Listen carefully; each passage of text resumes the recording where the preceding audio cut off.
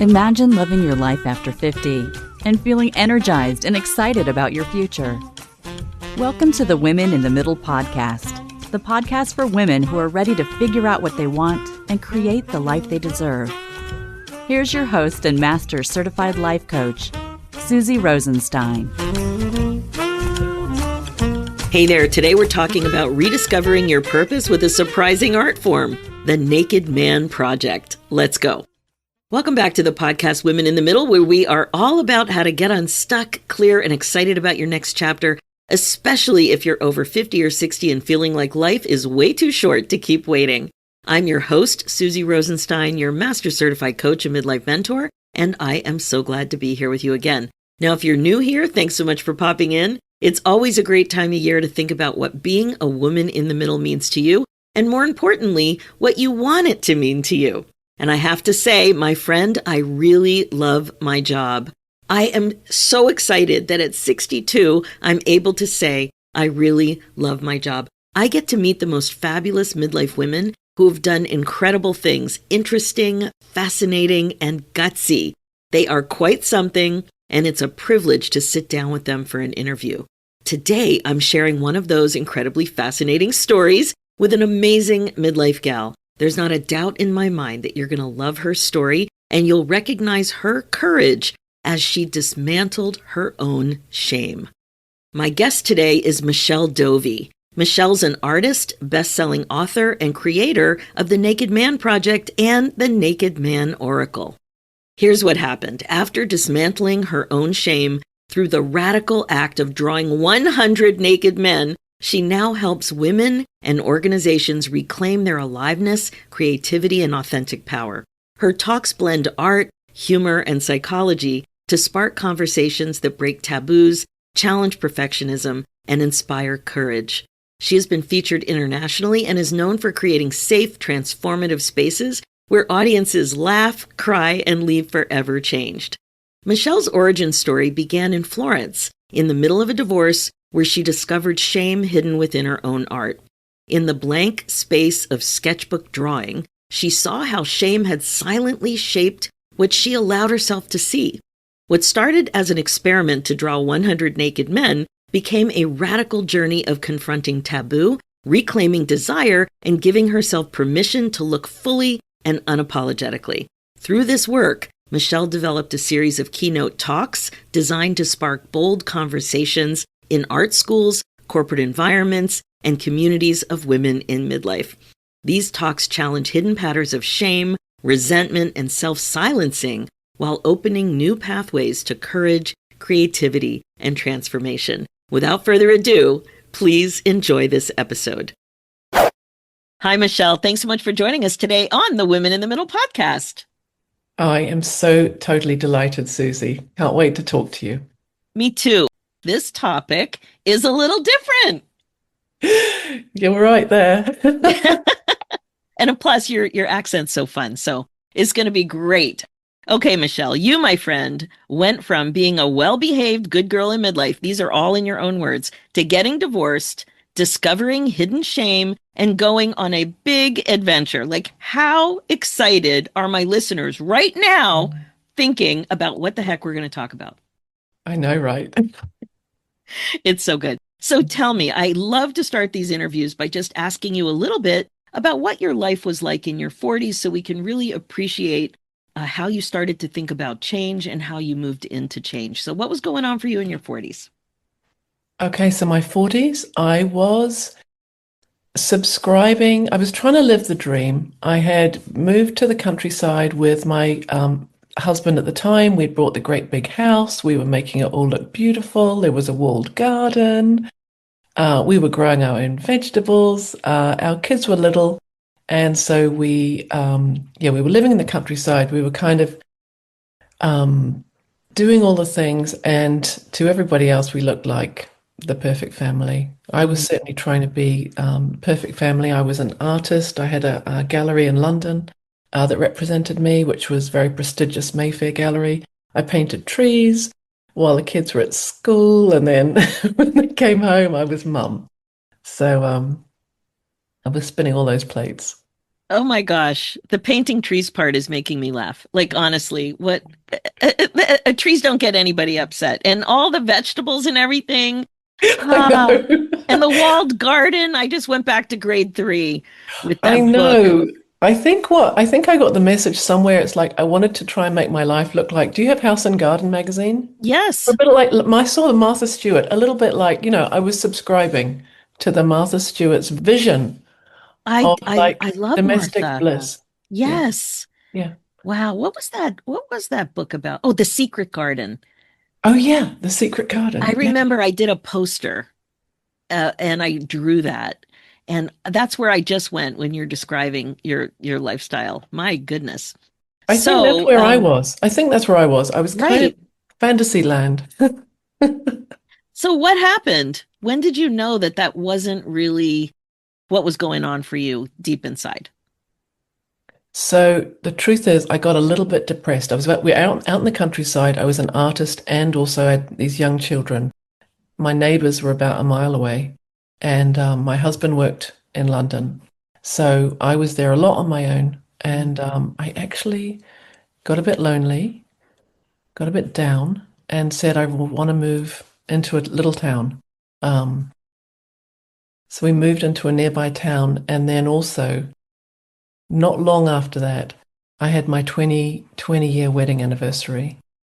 And then I kind of realized that I was like, oh, the thought arrived, gosh, I don't want to do this for another 20 years. So things were sort of, oh, and also my gallery in London shut. So it was like sort of change was upon me before I even, um, I was sailing along and then suddenly I hit some bumps. Yeah, I'm having another little flashback about the difference between my 40th birthday and my 50th birthday. And when I turned 40, I remember doing a little assessment and thinking, you know what? I'm so content. Yeah. And then in my 50th birthday, it didn't feel that way. Things had started to change. I'm fascinated though that you caught the thought about the longevity of your marriage and not wanting to do another 20 years that way. When do you think, like, what made it possible for you to actually see that thought at that milestone? It was a very surprising thought. Um, And truly, before that moment, I hadn't grasped how unhappy I was. It was just a kind of like, gosh, 20-year anniversary. And then like I was watching my thoughts that said, gosh, I don't want to do this for another 20 years. And then the next one was, I don't really want to do this for another 10 years. And then the next one was, I don't even know if I want to do for 5 years or 2 years. And then I realized then I thought, actually, this is serious. And in a way, I also think what happened that I had my blinkers on for so long to how unhappy I was, that it was only that thought kind of somehow crashed through, thank goodness. Thank goodness it penetrated through the kind of fog of perfectionism that I was trying very, very hard have it all together. That's what I was expending all my energy on. So it was easier maybe to focus on having it all together versus how you were really feeling about some things that were starting to bother you. I think so. I think it is Wow. actually, it was actually for sure for me easier to hold and work harder at holding it together. Um, but I think more or less what happened when that thought came along is I actually felt tired for the first time. I was like, I actually don't know that I just don't physically feel resourced enough to just keep doing this, holding it together. It's so hard to catch these insights. I find that, Yeah. it's so hard to actually catch a thought. Most of the time, we just push them down and ignore them. And you Yeah. caught it, Yeah. And it terrified me I because we bet. were living in a little town and I was absolutely terrified about what would happen if I said that we were separating. We live in a very, traditional, conservative place and I didn't really know what was going to happen. It was like so far out of my Hmm. comfort zone and realm of experience. like for someone to say, no, this doesn't work. I'm not doing this any longer.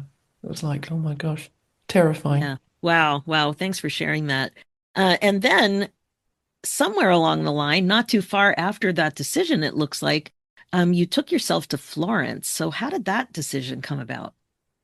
Okay, honestly, I had had a holiday with my husband that I was divorcing, and we ended up in Florence. We were on a city break, but I didn't really realize I was in Florence. Florence is, for those who don't know, Florence is really like the center of the Renaissance, Italian Renaissance.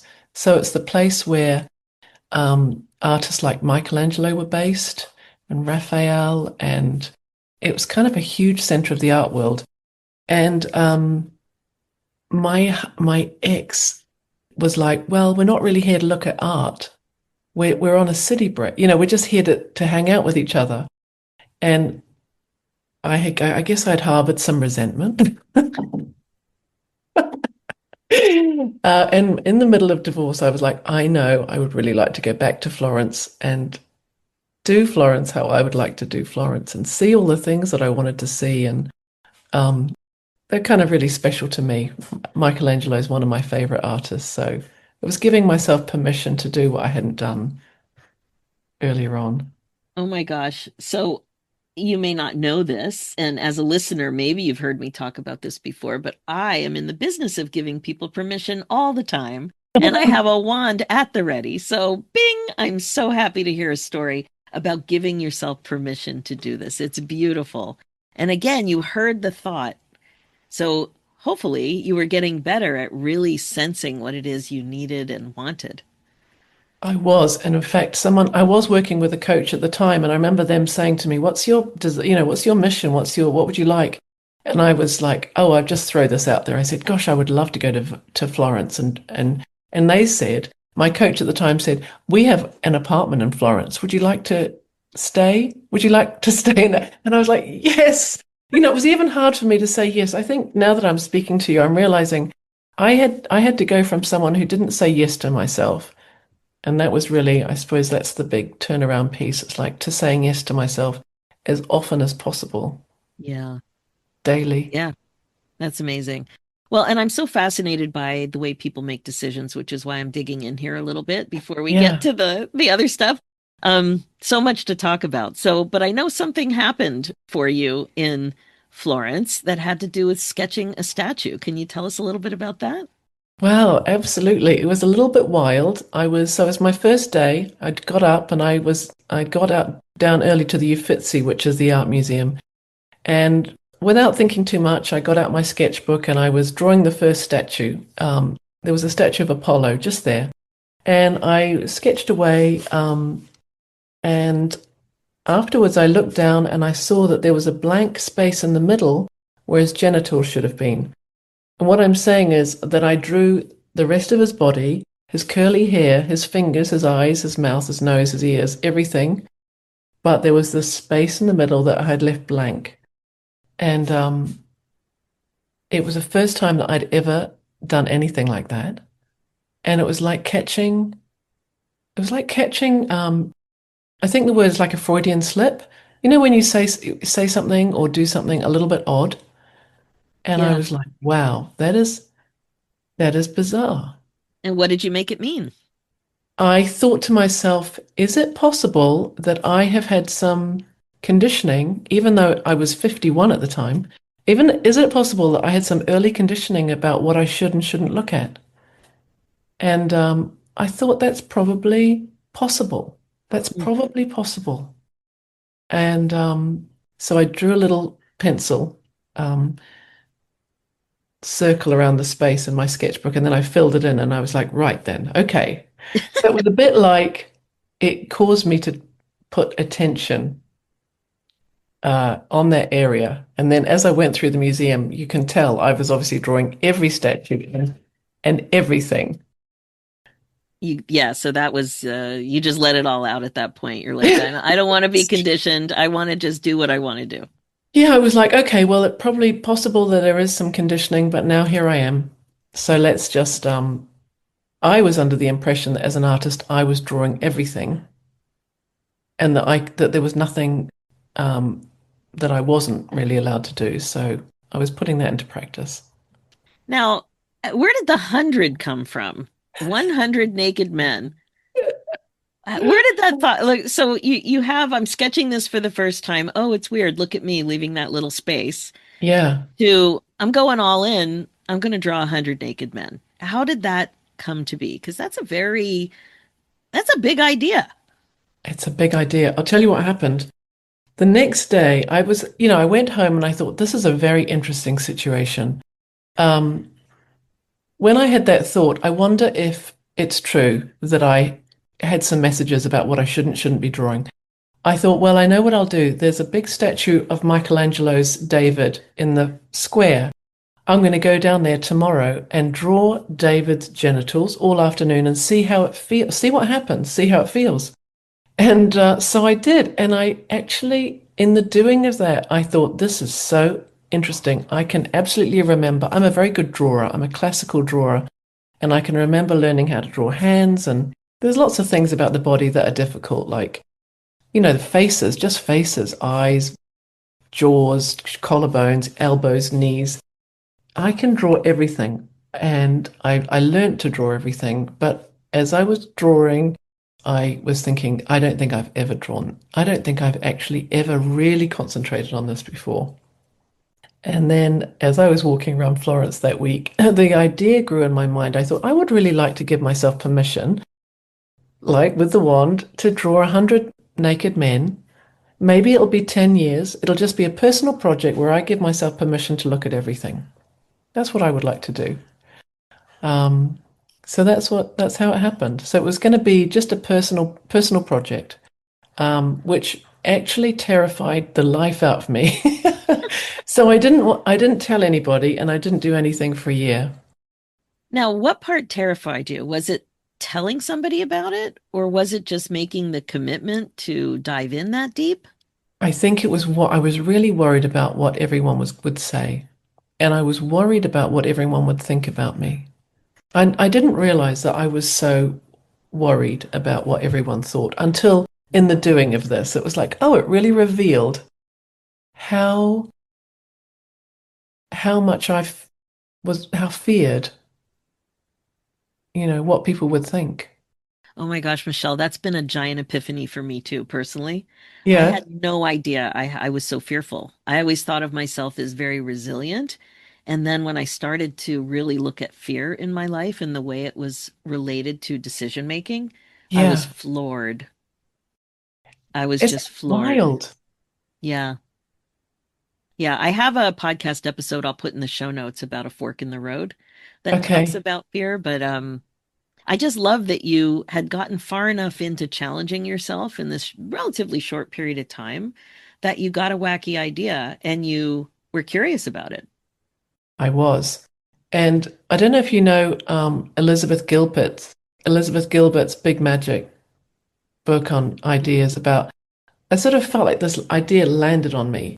And then Mm. apparently ideas, they kind of wait for you to say yes. And I was terrified about doing it. It felt powerful.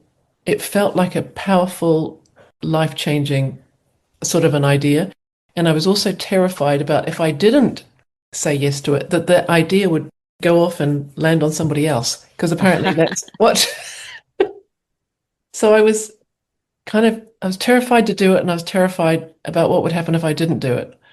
It Even was, though what I love about this too is that it challenges this desire we have for certainty and for things to have to make sense and this compulsion to want to know exactly what's going to happen next and all these things, like to just know, and I talk about this so much on this podcast, that sometimes all you need to do, I would say most of the time, is just take the next best step and let that be. Because in the doing of that next best step, you will reveal the next best step because of your experience, your thoughts, somebody you spoke to, a question you asked yourself, where you travel next, like whatever it is, it's going to be affected by you taking the first best step. So I love that you just noticed it felt like a powerful idea, but you really didn't know what would happen except the sky might fall. exactly. I really did think the sky would fall. And then I could, because I also Well, anyway, yeah, that's what happened. So I sat on it for about a year. I quietly did a couple of drawings about, a couple of guys that I knew. I was just quietly working away. And then I heard that, I heard that this about the 10x idea, Mm. about how 10x is easier than 2x. And you can either amplify what it is that you're doing or you can shorten the amount of time.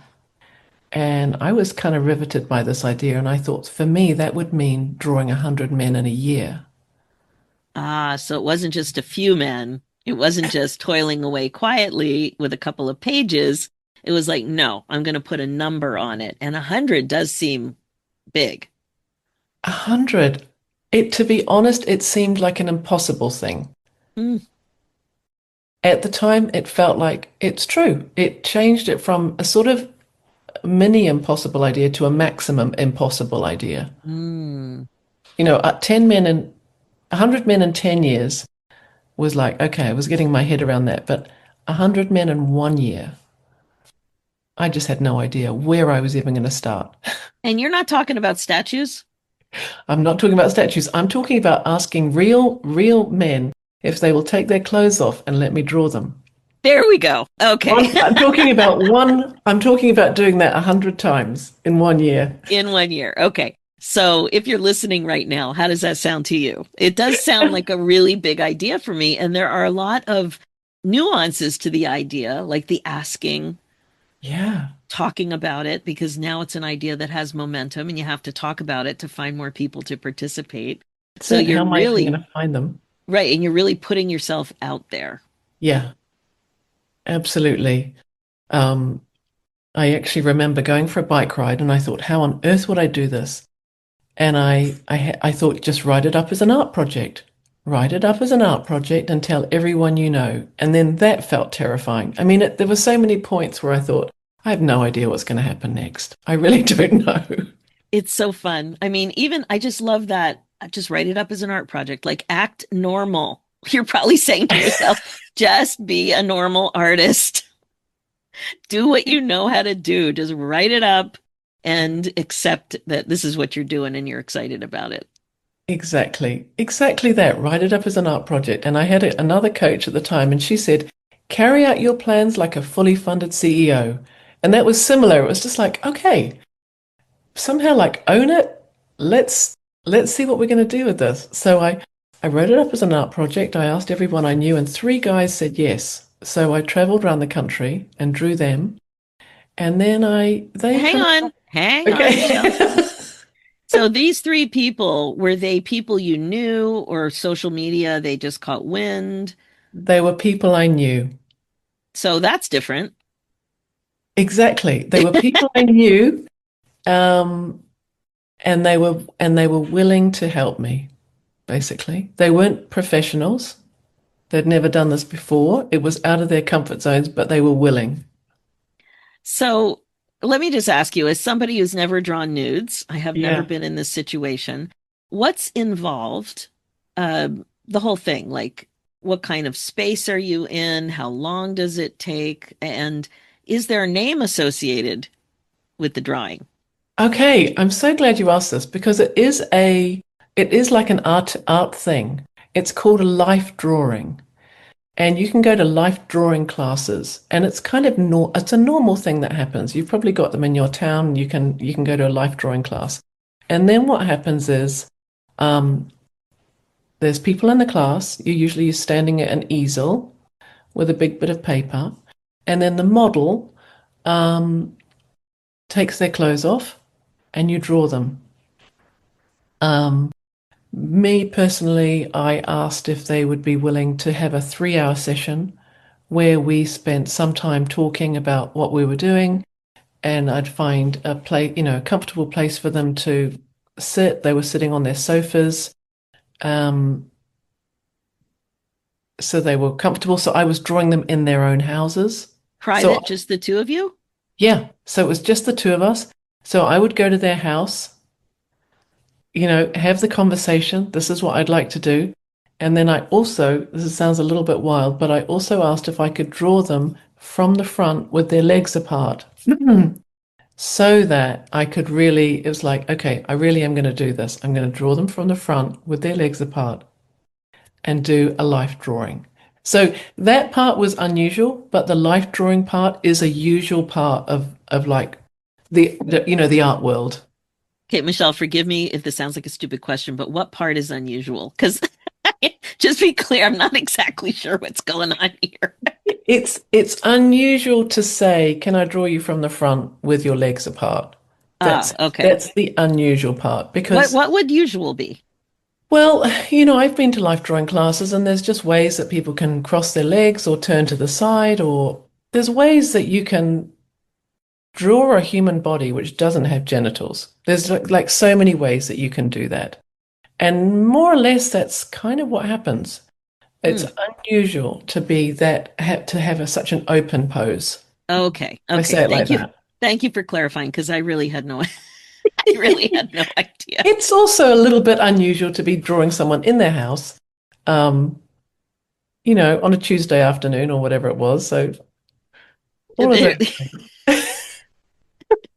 I'm so proud of you at this moment. Like I just what gets me very excited is when people start to think about what's possible. So you start challenging yourself, you get an idea, you're curious about it, you raise the bar, like you're doing all of these things, even though you were scared, even though you didn't know what people would think. And I mean, there's just a lot to this. This really is a novel idea for you. And it sounds like it's kind of a novel idea, period. It, yeah, it was.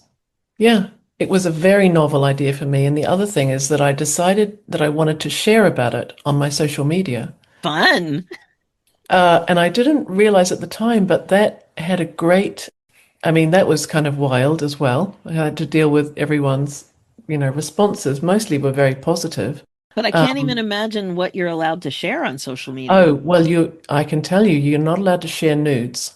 So a lot of my nudes, I didn't, got taken down, or else I always put like words in front of the genitals. I mean, also people said to me, they were like, "Gosh, it's very strong, Michelle." My mother was saying to me, "Gosh, Michelle, I wish you would give us a little bit of an introduction rather than just sticking your drawings up." And then, she was like, "One minute I'm looking at my knitting patterns, and the next minute one of your drawings flashes up."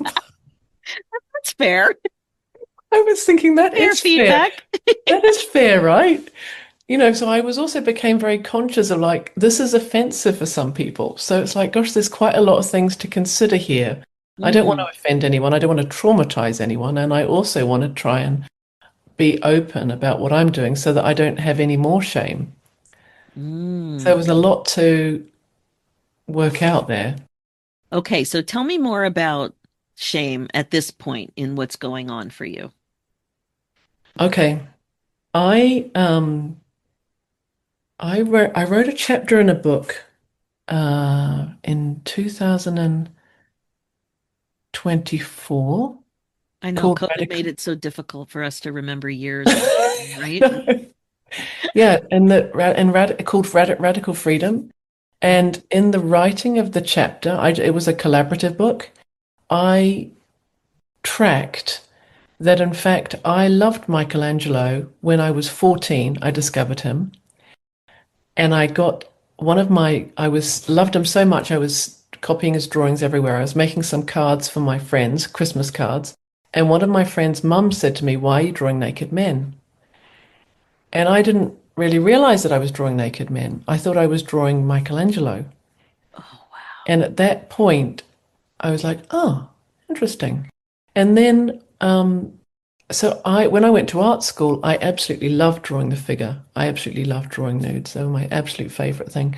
But when I grew up in New Zealand. I'm from New Zealand. When I came to London, there was a kind of anti-nudes, anti-figures moment going on in the art world in the 90s.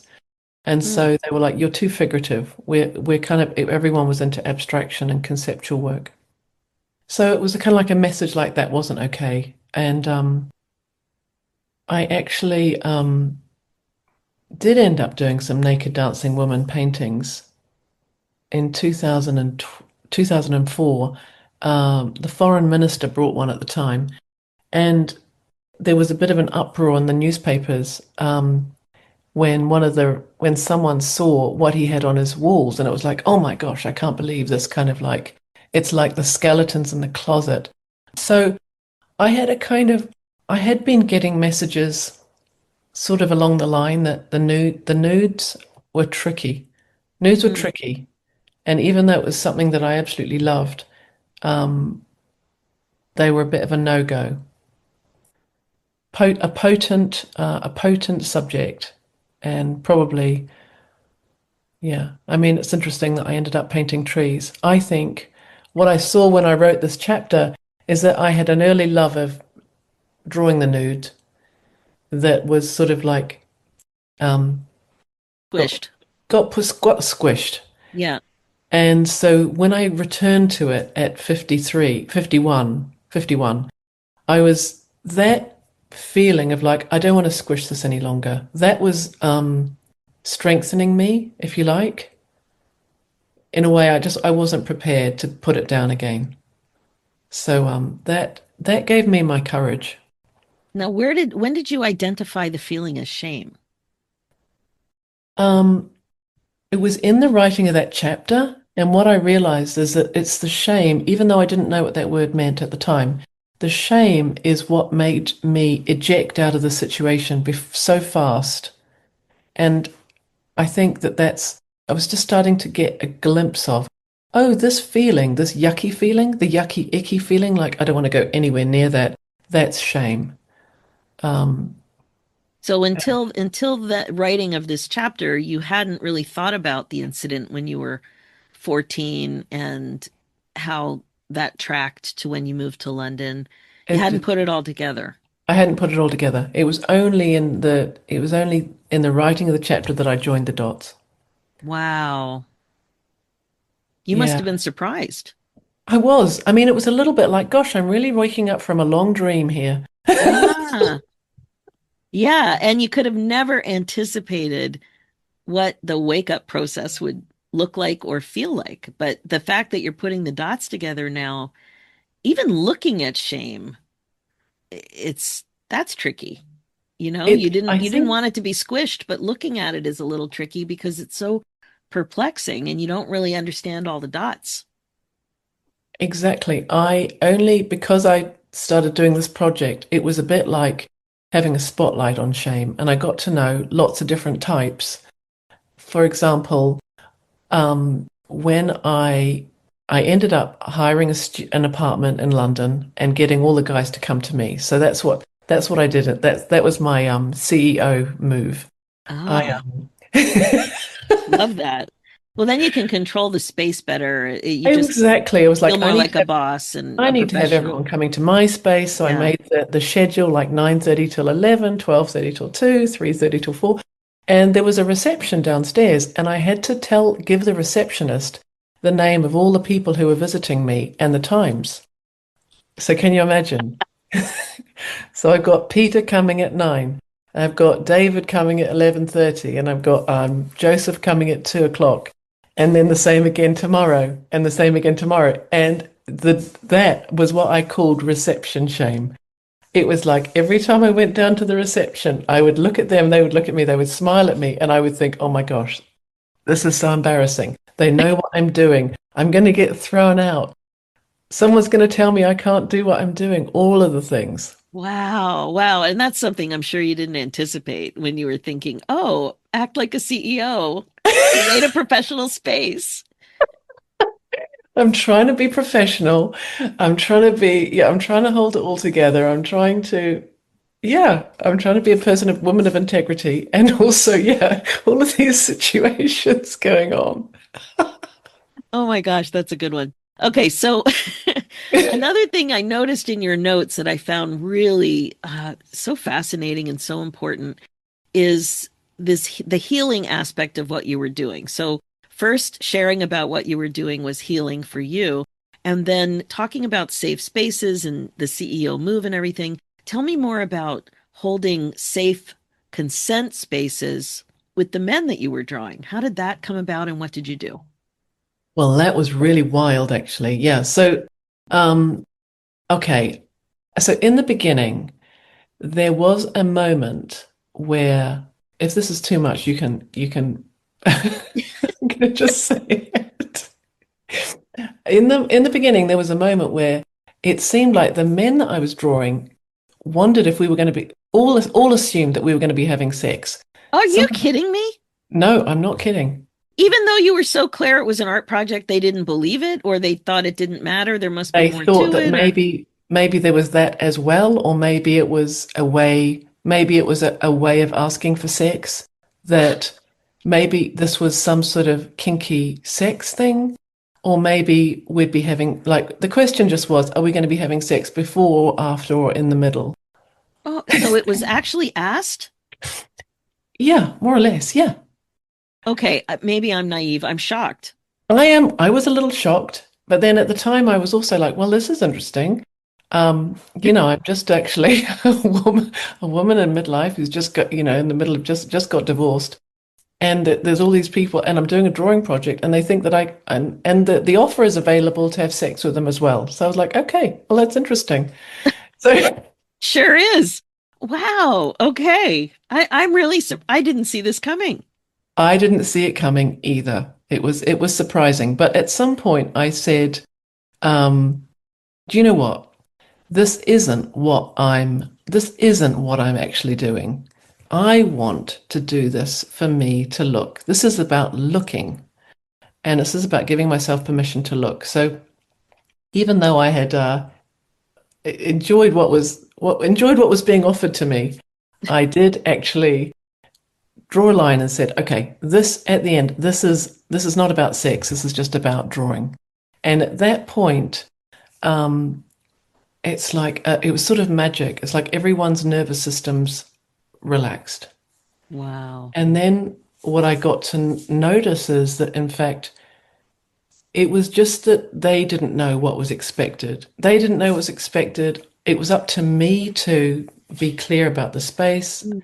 So I had some great feedback from some of the guys. They were like, it would be good if you could say exactly what's going to happen. Like what you just said. It's like, be good if you could say it's 2.5 hours. We're going to spend the first 15 minutes talking. Then I'd like you to take your clothes off.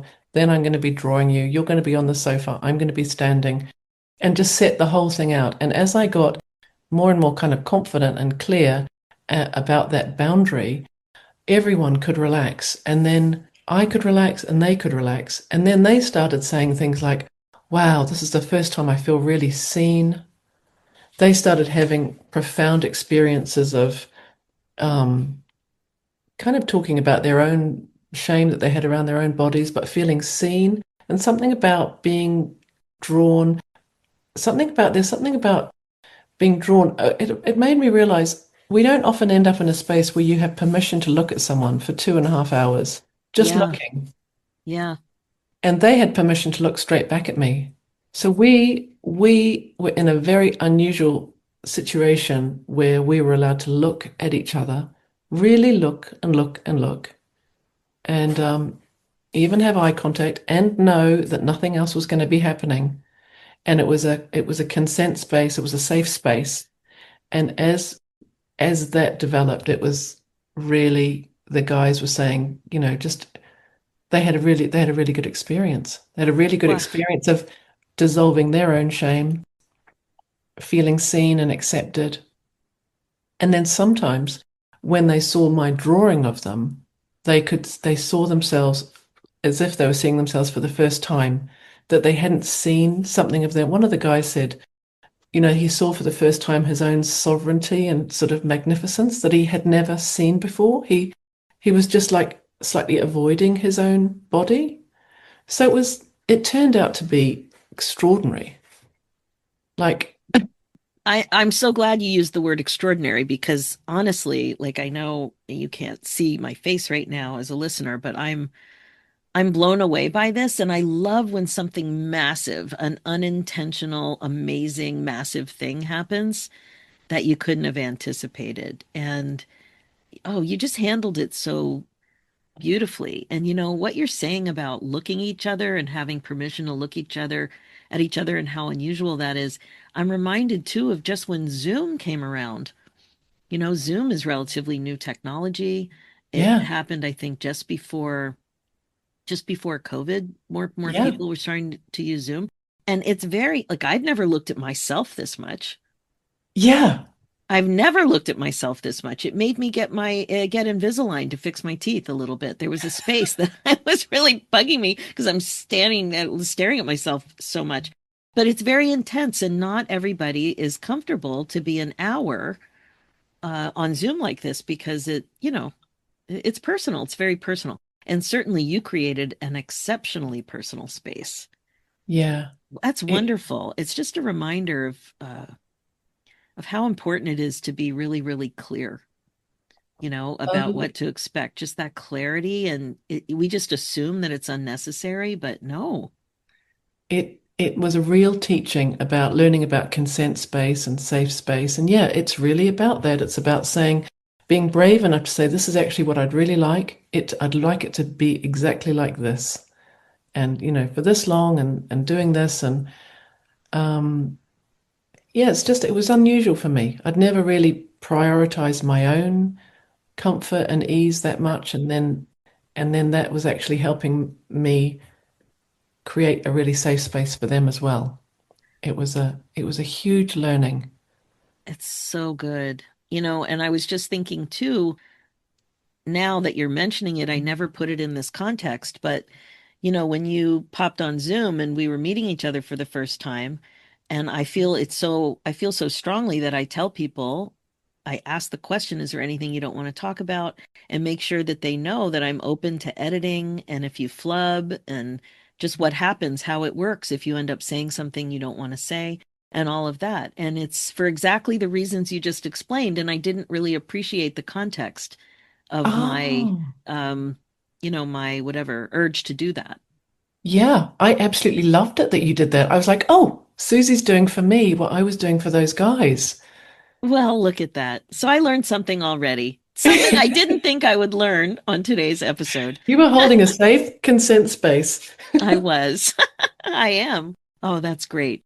Okay, Yeah. so what you noted in your notes that I'm looking at is that there are so many types of shame that are hidden under feelings, procrastination, avoidance, tuning out, all this stuff. So the more you turn to the different types of shame, what happened for you? How did it affect your art project and you as a person being more aware of all of this? So I got to know, in fact, I got visited by it so often. In fact, it was almost like a daily experience. I got to know the shame as a feeling.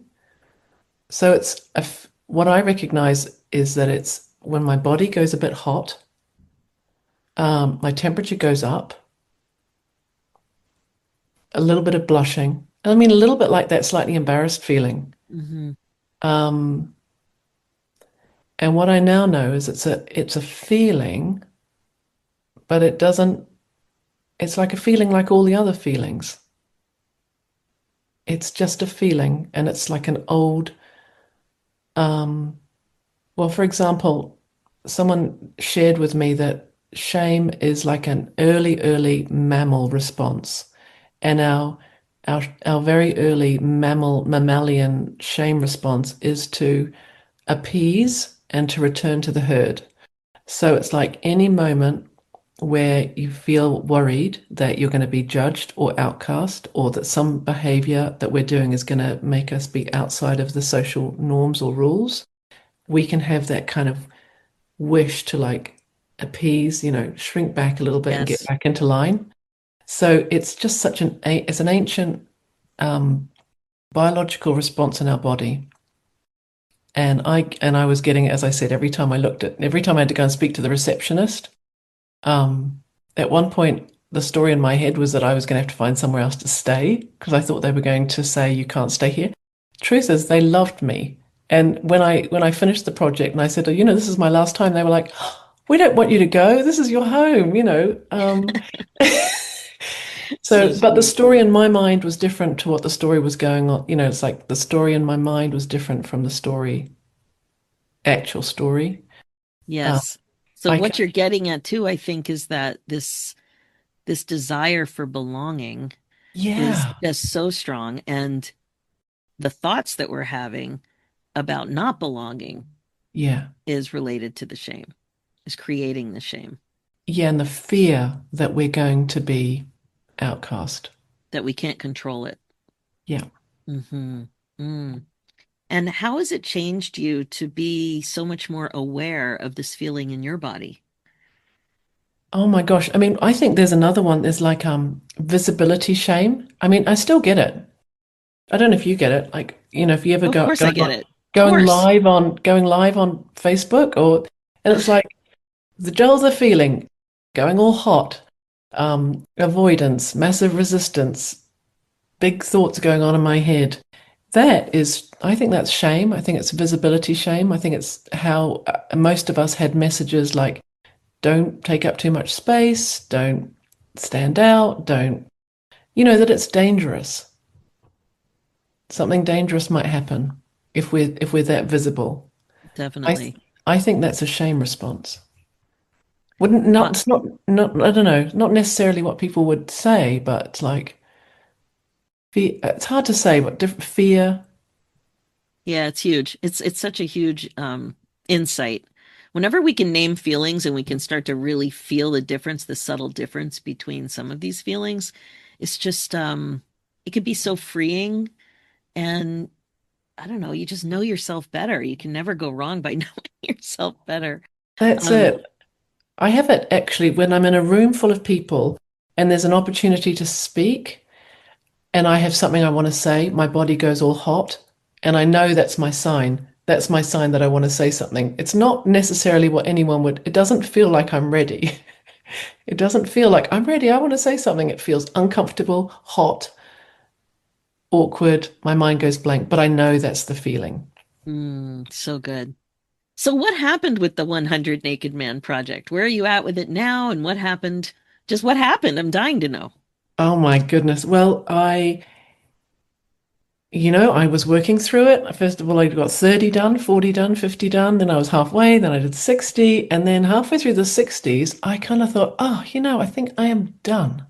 I was like, ah, I really started to feel like I'm done. I think I'm done. I think I'm good. Wow. I had also done something else pretty wild.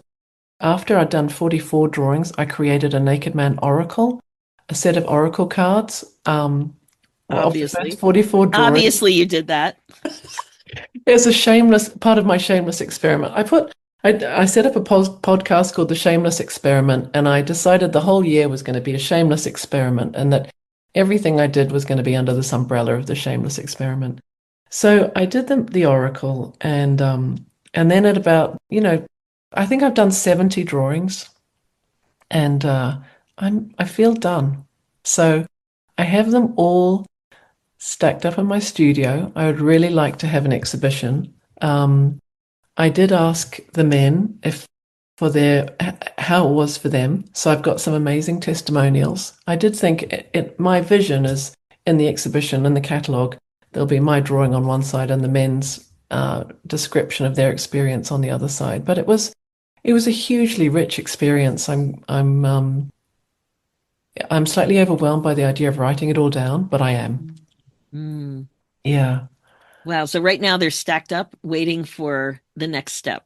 Yeah, they're all photographed and they're stacked up and I'm slowly writing it all down but just that, having 70 experiences, 70 conversations, it wasn't, it was like a collaborative, very much a collaborative project of the men who were willing to be drawn in me and it's felt very, very special in the end. Now that I've Oh, got momentum, I get guys saying the whole time, "Oh, are you still doing it? I'd love to be drawn." But I only ever worked with people, who I knew. So that goes wow. on. You just never know. So tell me about these oracle cards. Oh my goodness. Well, uh, okay. So they've got the 44 drawings, and they are each card is a shameless archetype of a part of us that, in fact, I feel like has been kind of squashed down. So things like holy arrival, rebel caress, threshold siren, the untamed one. One's called Hot Mess. They're kind of divine diva, the holy teak, sacred slut, holy hedonessa. So they're all in the feminine, and they're all yeah, the parts of us that you were kind of taught not to be too much. One of them's called Magnificent Siren, Mm. Shameless Virtuoso. So would you like to have an oracle reading? I would actually. Okay, well, this is how I think it works the best is if you have a question. I don't know if you've got a question about something that's going on in your life at the moment, or else we could just pull a card, which is basically going to be like, what's your ally in this? We could just in this season, That's you great. know, Just pull a card. I love that framing. in this season. Well, you guys are all heading up straight into Thanksgiving, aren't you? And holidays and Well, I'm Christmas. in Canada. So no, Oh, our Thanksgiving's different. We had it in October. And that's at the right. time of this recording, it's November, just before Oh, the American Thanksgiving. So I'm clear. and I'm you're clear right. of food responsibilities for tomorrow. Okay, okay, here we go. Divine Rebel, Ooh. Divine Rebel, and there's a little booklet.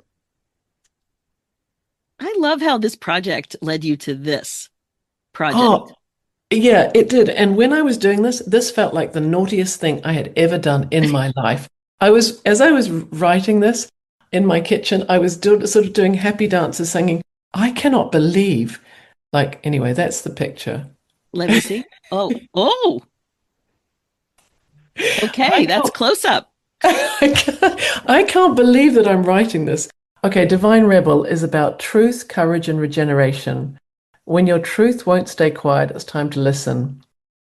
Your bestie who says that voice that keeps knocking, there's a gift in it. Her rebellion isn't destruction, it's regeneration. She's not here to burn it all down. She's here to build what's next. Oh my gosh, I love that. So, what comes up for me right away is my nudge to lean more into creativity and bring it into my business. And I've Oh, gotten that message from a few places lately. And to hear you just now confirming it, um, I love that. So, there's more to come on fantastic. that. I'm a certified Zentangle teacher, so mindful doodling is my jam. And I've found it really, really powerful in my life. And that's what I'm excited about, thinking more creatively about Amazing. all of that. And so before it's kind of like it's just the nudge is louder and the messages are louder now. So there will be something exciting coming this way. So Thank you for cool. that. So cool. Well, I didn't think I'd be getting it from that particular oracle deck. Everything's in alignment. Oh my goodness. Okay, so what advice would you give other women women in the middle out there who might be in like what I like to call a midlife funk and they want more but they're afraid? So that's why I asked you all those questions because so many of us have been in a period of time, a season of confusion or stuckness where you just have this vague sense that something's not right. You know there's more, but you're blank. And many of us have no idea, like me. I had no idea that I was so fearful. So, what advice could you give that, really helps you move a little bit forward? The word that I give myself all the time is permission. And I do a lot of journaling. And it's kind of like I could play in my journaling. If I gave myself permission, if I could do anything, if it wasn't selfish, if it wasn't selfish and I couldn't fail, what would I love to do? Yeah. Sort of like take all the dangers away and like just try and create a moment for myself where it's like, what would I really like to do? Like, and I say that to myself, like, darling, what would you love? And I know that what I did used to practice with, which turned out to be very important, was what would I really like to eat for dinner? Like I would go round the supermarket, I would practice in the supermarket. What would I really like to eat? No, but what would I really like to eat? And look in other people's baskets and notice if there's anything in their baskets that I really wanted. I don't know why, but blueberries always feel extravagant for me. It's like Mm, it's only blueberries, but blueberries make me feel like I am like the richest woman on earth if I have blueberries in my basket. So I I'm like practice. that with avocados. Oh, exactly. It's like Oh, I'm just, avocados are magical. I just love yeah. them so much. Yeah, so I remember going up and down the aisles, going, really, really, no, really, Michelle, really, what would you like? Really, you don't have to worry about it's healthy or unhealthy or whatever. Just what would you really like for dinner tonight? And that was, I think, the building of the muscle. Someone Hmm. else says, it's like, what lipstick would I really like to wear? What lipstick would I really like to, what clothes would I really like to wear? And just to start in these small ways, in a way, starts to build the muscle Yes. of who am I? What do I like? What do I want? Um, So good. That's a great tip. That's a oh, great tip. We just have to really push ourselves a little bit more. And when that I don't know pops into your head, be curious about it. But what if you did know?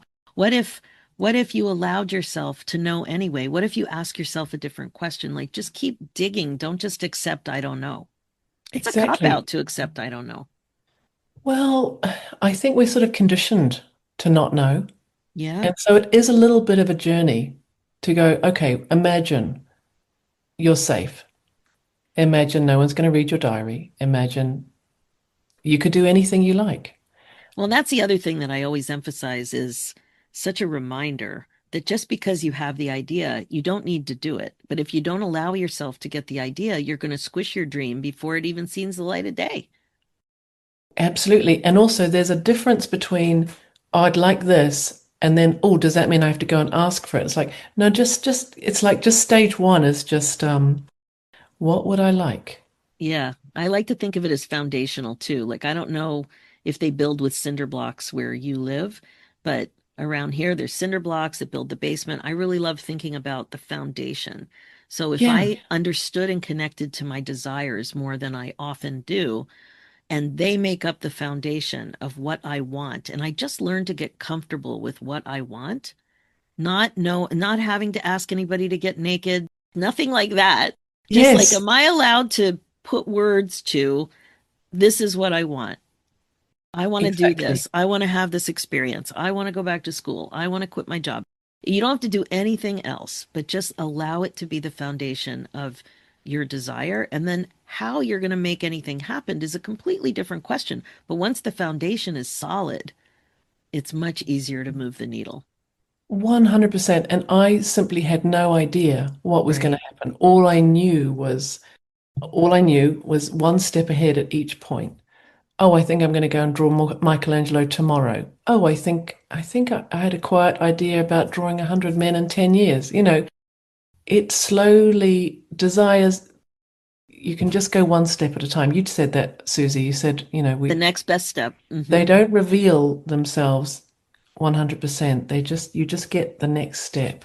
They know better because they would freak us all out. I mean, that would have been totally freaked me out. It would have freaked me out so much that I wouldn't have even started. Oh, 100%. Yeah. So I know you have some exciting things going on with retreats. Please tell us about that.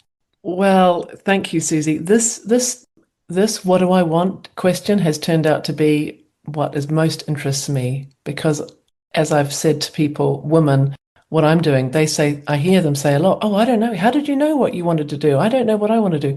And tuning into our desires and clearing the shame around our desires has become the work that I absolutely love to do. So I have a signature retreat that I do in Venice, 3 days, the fastest, most fun way to eliminate all shame and doubt and guilt from your life. And I'm also just putting together my online version, which again is a 3 day immersion. And it's partly mindset, it's partly creative, partly embodiment. Well, it's in Venice.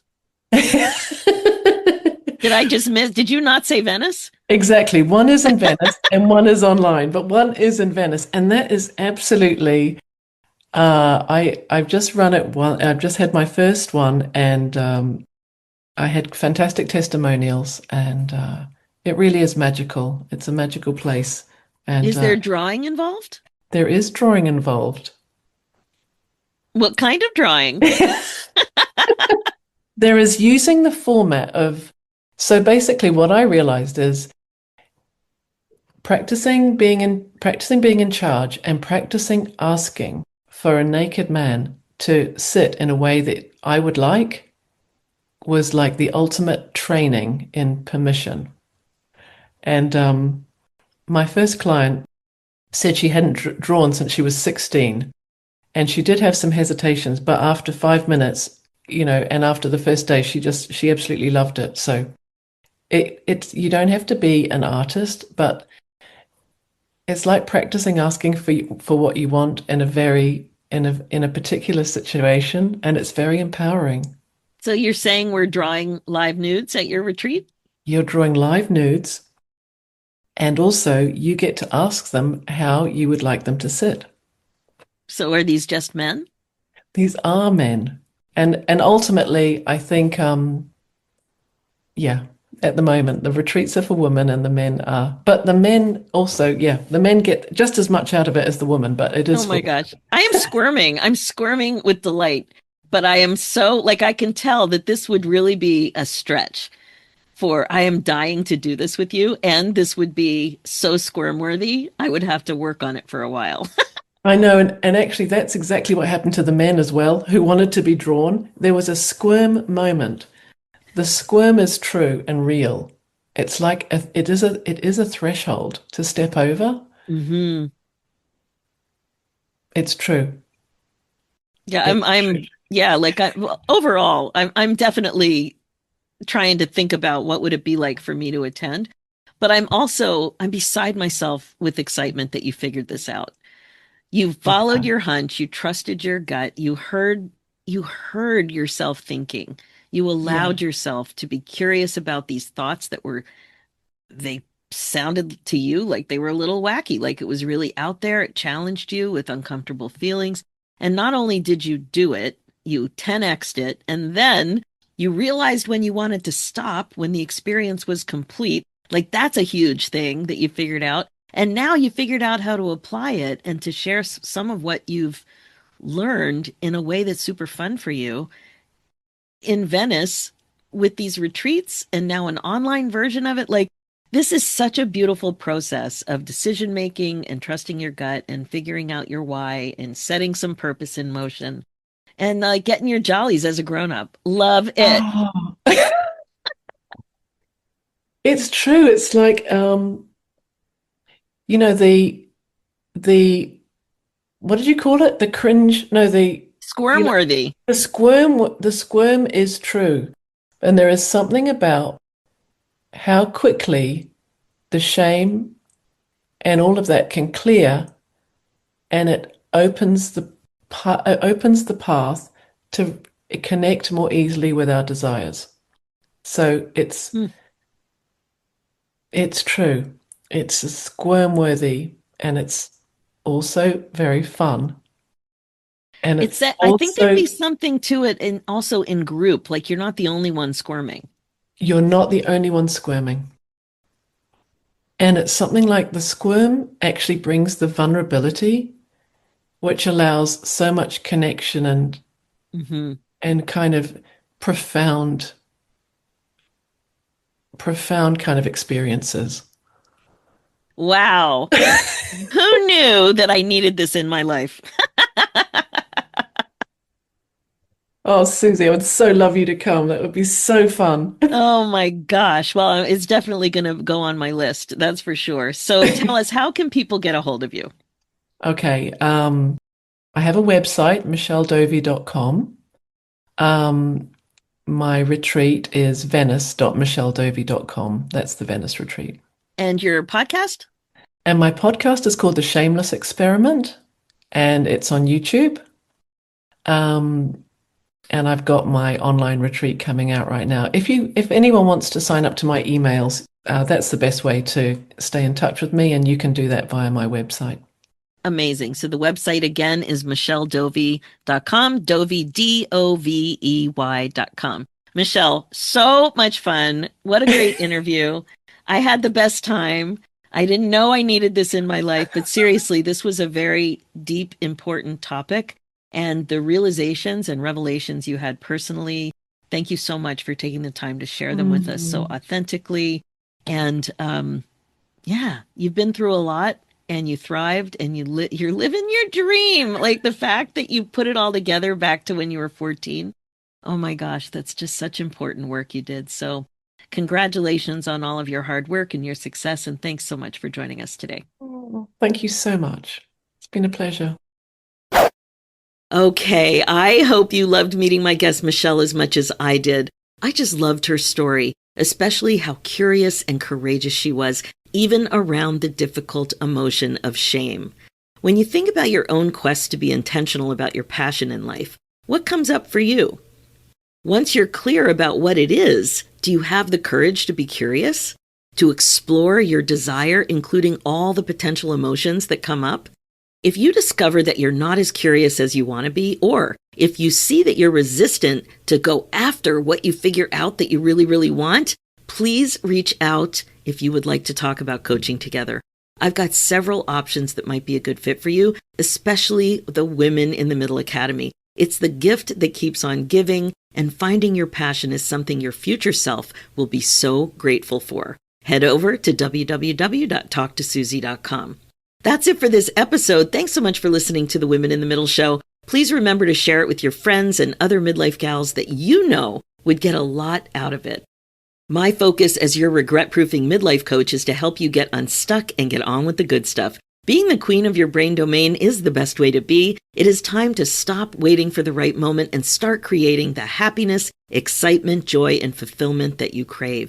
Also, there is a new midlife quiz waiting for you as well. If you want to discover what's been keeping you stuck and learn what your future self is actually craving, go to www.midlifequiz.com. For show notes and links, go to susierosenstein.com and click on the podcast tab and look for episode 442. And then you will see a link there for my other show as well, The Women in the Middle Entrepreneurs, which is all about the reality of running your business when you're a midlife gal. It's also on iTunes, Spotify, and all the podcast places. Let's do this, ladies. It's time for you to put yourself first, one thought at a time. Thanks so much for listening, and I'll talk to you next week.